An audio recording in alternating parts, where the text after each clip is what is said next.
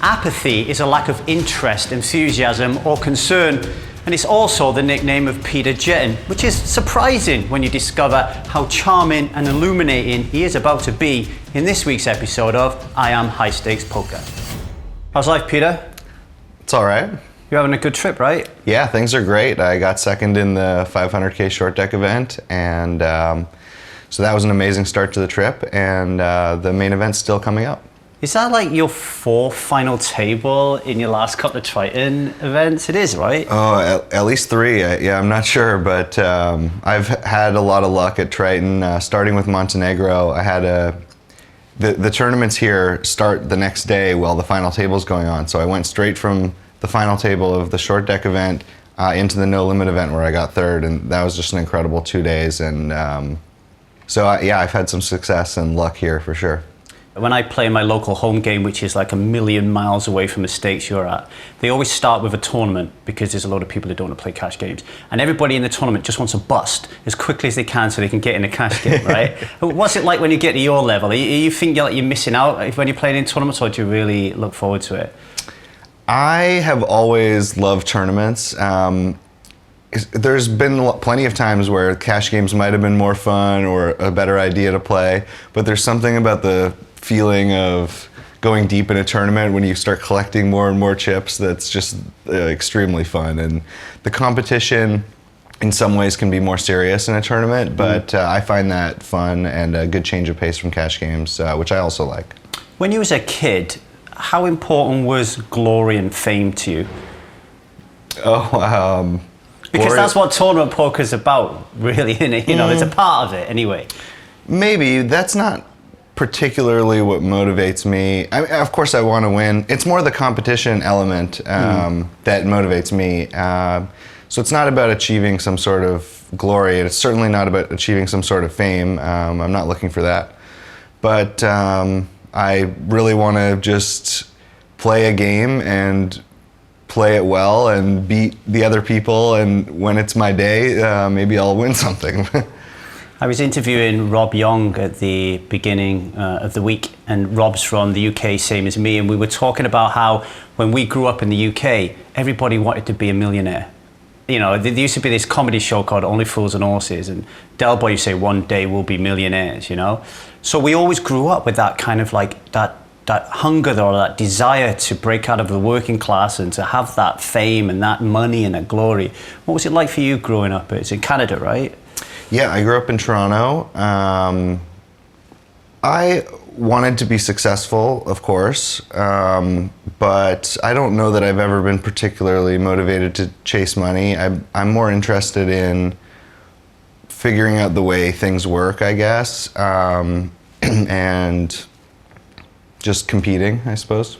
Expand upon that a little bit, because that was something that Tom Dwan was talking about yesterday, you know, figuring out how things work. Can you just expand upon that a little bit? Well, when you're young, if you want to talk about me growing up, I mean, I think every kid, and myself certainly, I was just hungry to understand the world. There'd constantly be things that came up that I thought worked one way, but turned out work another way. You find out there's no Santa Claus or something. I know, that's a fucking one, isn't it? I was really interested in how much money people made at their jobs, or what they actually did at these jobs, what went on. It just seemed like a big mystery where all the parents went and stuff like that. So I don't know, I was more motivated by curiosity, I would say, than financial gain. What was it like in school then? Because in South Wales, where I grew up, it was very, very polarised. You was either a cool kid or a nerd, and if you was a nerd, you got battered. If you was a cool kid, you got all the girls. What was it like in your school? Well, I went to an all-boys school, so the girls thing was more of a weekend or dances sort of thing, and there wasn't a lot of day-to-day concern about that, I guess. I didn't get beat up at school or anything like that. I had conflicts with people at times. I also played a lot of sports and ran track when I was younger and played a lot of hockey. But I wouldn't say that I was a jock necessarily. I don't think there was such distinct lines in my school. They did a pretty good job of teaching well-roundedness, I guess you could say. Did you enjoy it? School, I don't know. I always wanted to be retired. I thought school's a rough grind. I'm not a morning person. I never was, even when I was very young. I would love to stay up late listening to the radio. Getting up early and getting to school every single day was very difficult, and I was happy to be done with it. Was there anything particularly challenging for you as you were growing up that ended up being really important to you in terms of your growth? I've been very lucky in my life to have a supporting family and to have friends, and I had a lot of the same problems that most kids do, but I didn't have to suffer any sort of big hardship or something as a young kid, and I feel very lucky about that. Yeah, so I don't know, nothing comes to mind, I guess. And when you was a kid figuring things out, what was some of the thoughts that were going in your head in terms of potential careers for you as you were growing up? Like what did I want to be when I grew up? Yeah. Oh, well, like most kids my age, I wanted to be Doug Gilmour. He's a hockey player. You looked at me then, you knew I didn't know, I know right? you didn't know. I know you're not going to know that one. But. I was thinking, isn't that the serial killer? That's Gary Gilmour, right? Oh, no. I wanted to be a hockey player, I guess, or I wanted to be retired. Like, school was hard enough. But I always loved playing games. I was always fascinated by that. I thought maybe I would get into something in finance. That's sort of the more serious answer, I guess. If I figured out pretty early on the professional hockey career wasn't going to work out. So I was sort of interested in markets and finance and whatnot. And if poker didn't come along, maybe that's where I would have ended up. Did you have any mentors back then? I know I didn't. My mentors didn't come till much later in life, but did you have anybody who was like a guiding light when you was growing up that you looked up to? Sure, my parents. My parents are both brilliant, hardworking people, and I looked up to them from an early age. And when it comes to values and the things that guide you in life, what are some of the things that really bugs you about people that shows a direct contrast to the values that are true to you? Arrogance, I guess, or entitlement. People who think they just should get everything, or think they deserve to win every hand of poker or whatever. That's the sort of thing that bugs me in poker, I guess, is if somebody just can't believe that they lost or can't believe that they got bad beat or something. Like, what bothers me in poker is if I think I maybe made a stupid decision. And some people just think that everything should go their way all the time. As you've gone through life and you've gone through various stages of the poker industry, NL2, 4, 6, until you get to the top of the game, where does the arrogance and entitlement peak and trough? Where have you seen it at its worst? Because there's part of my mindset in myself, well, surely that would be when you get to the absolute top, which is just a projection of mine, which holds no truth to it, of course, but I'm interested in your point of view. I guess it's probably just different at different people. I'm not sure that it's something everyone experiences. That's not what I'm saying. I think that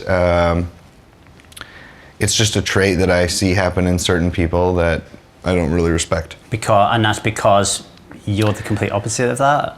You know what? It usually bothers me if somebody, say, wins the main event of the World Series of Poker, and then every tournament stop that I play with them for the next year, I have to hear about how unlucky they are. Right. Like I'm going through a bad beat. So it's like Justin Bottom was not allowed to tell us he's on a downswing. No, and he's never done that to me, but there's been others who have. On that point, when throughout your life have you been envious of other people? I try to avoid that. Earlier on in my career, I was jealous of everybody all the time. I was very new into poker. My first year at the World Series of Poker was 2006. And I was constantly jealous of anyone who made a deep run. We would go to everyone's final tables and watch. And so I was happy for my friends, but I was also wanting it to be me. And I was really, I had been building up the experience of playing live poker for a long time, I guess, and the anticipation of it. And I eventually figured out that anytime your friends or anyone else has success, it's usually a good thing for you as well. And then I sort of moved one step beyond that, where I'm just genuinely happy for them. I don't care if anything good or bad comes toward my way because of it. That I get into a better game because someone won a tournament or whatever. I don't care. I am just happy for people that I like at this point. And I think that just comes with time. Are you aware of the term Schadenfreude? Is it Schadenfreude? Yeah, sure. Is it a little bit like that? Is that what you were talking about? No, that means like like laughing at someone else's misfortune, right? Or hoping that somebody will trip up or not be as good as what you're doing, I guess. Oh yeah, I don't know if I ever wished ill on people. It was more just like, oh wow, look at so-and-so's success. I wish I could do that. I had a bit of it yesterday, actually. Someone interviewed Tom Dwan, and I was like, I hope it's not as good as mine. it just pops up straight away. I can't stop it, you know? Yeah. What is that early stage of... I think there's a big difference between envy and jealousy, and I think envy is a good thing because it allows you to see like a little bit of a window into your soul about what it is you want out of life. So what do you think those early stages of envy were telling you that you wanted out of life? Well, yeah, that's an interesting way to put it, I think, because it wasn't the people's success necessarily that I was envious of, because, poker tournaments, okay, you can get pretty lucky or whatever, and then being envious of that doesn't make a lot of sense. It's just the way things work out. But people who anticipated the future, and made strong life changes, big life changes based on their prediction of what the future would be, and they got it right. That's the kind of thing that I'm envious of sometimes. Is that almost thinking about like a fear that holds you back from maybe moving forward in ways that you would like to, but you're stopping yourself for some reason, that type of thing? Yeah, I guess so.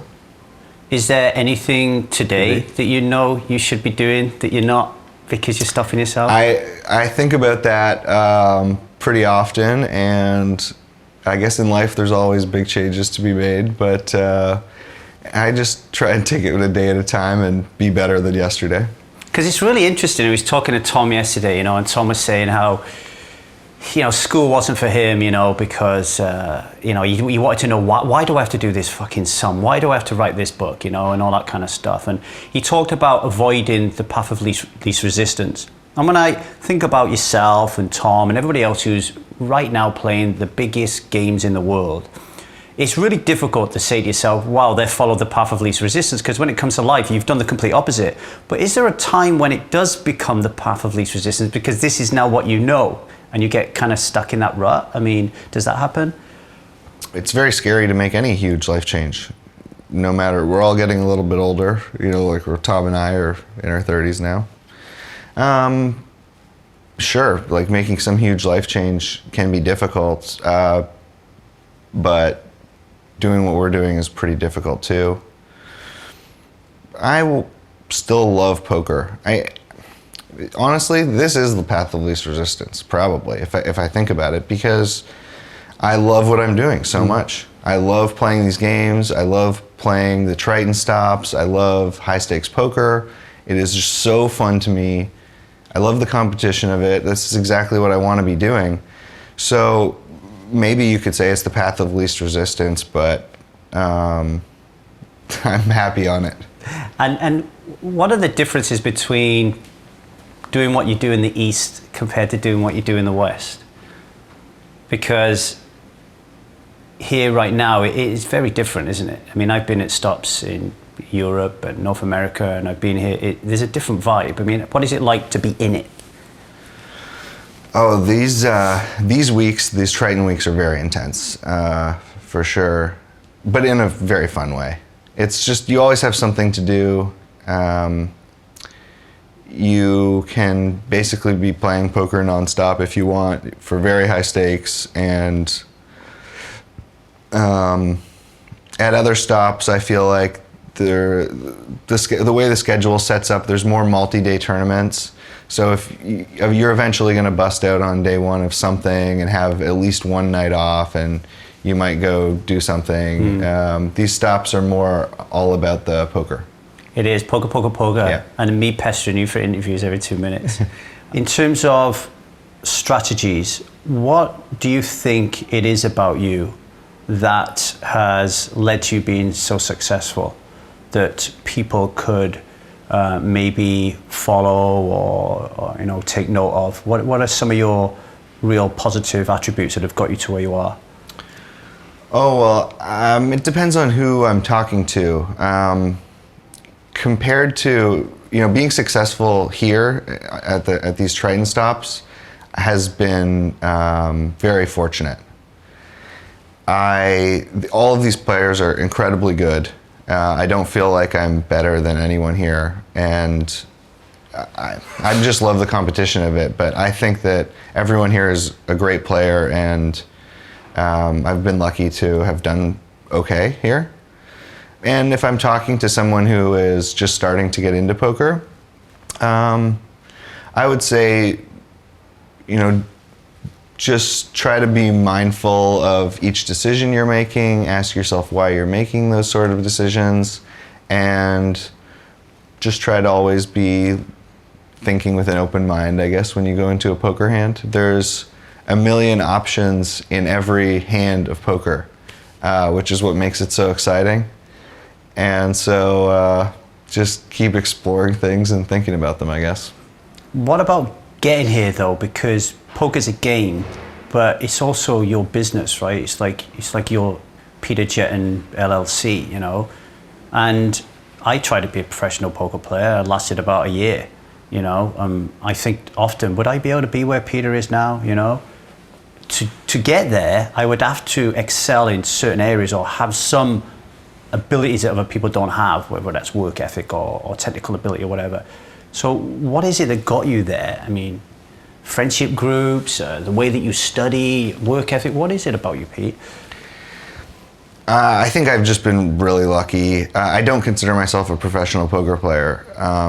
This is a hobby for me, and it's a hobby that I take seriously because I think that's the most fun way to do it. But in the end, I'm playing a game, and I've been lucky to have been surrounded by other people who've been successful playing this game also. But I've never looked at it as a business or I don't know, taken it seriously in that way, I guess. When did it stop being a job and became a hobby? Oh, I don't know. I don't know if it ever was a job, really.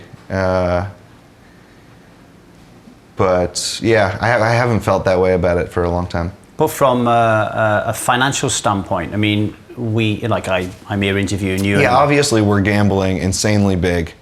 I am betting an insane amount of money, especially this week, but all the time. But that's just sort of like the tool to get to play these tournaments, and I need to keep doing well in order to keep doing this. So I'm really happy whenever I cash a tournament because that means I get to play more tournaments. But I don't think too seriously about it beyond that. Okay, so you're here at Triton, it's really intense, you're nailing it, you're going to do as best as you can, and then you leave. What happens then? Well, I'm going to go back to my lovely girlfriend Kelly and my cat Herman, and we're going to hang out in Toronto. And maybe I'll do some gambling from home or something and just relax a little bit. Do you have other or businesses or passion projects outside of poker that take up a lot of your time, and are you willing to share some of those? Not really. Things come up here and there, but I'm mostly just playing poker, and I have some other hobbies and stuff, but yeah. So what about the future? Because I know you play a lot of cash games, and I always feel stupid when I ask somebody, how did you do last night? Because it's like one never-ending game. So Yeah. so when does it end? I mean, have you got a vision of the future about when you're going to get your pipe? Sometimes you mentally need to say, oh, that was yesterday, or that was last trip. Right. That's the best way to just separate yourself from something bad that happened. But I'm interviewing you right now, and I'm thinking to myself, well, this is my job. But ultimately, I don't want to be David Letterman or anything in the future. There's something else that I want to do, and I've got that in the back of my mind, that I'm working towards that. Is there something that you're working towards outside of poker, or are you very focused on what's going on right now? Well, especially this week, I'm just focused on this. And I want to be playing poker for the next few years, and at the very least, hopefully longer. I love it, and I'm having a great time doing it. So I'm not particularly focused on anything else in the future. This is what I'm focused on. And expanding on that a little bit, I always end with the same question, but how does poker make you feel? Poker has a way of blocking out the rest of the world for me. I can just be focused on one thing, and it's the closest I can get to like scuba diving or something. It's very cleansing for the soul, I guess. And Peter, thanks very much for being our guest on I Am High Stakes Poker. all right, thanks. I am Peter Jetten, and I am High Stakes Poker.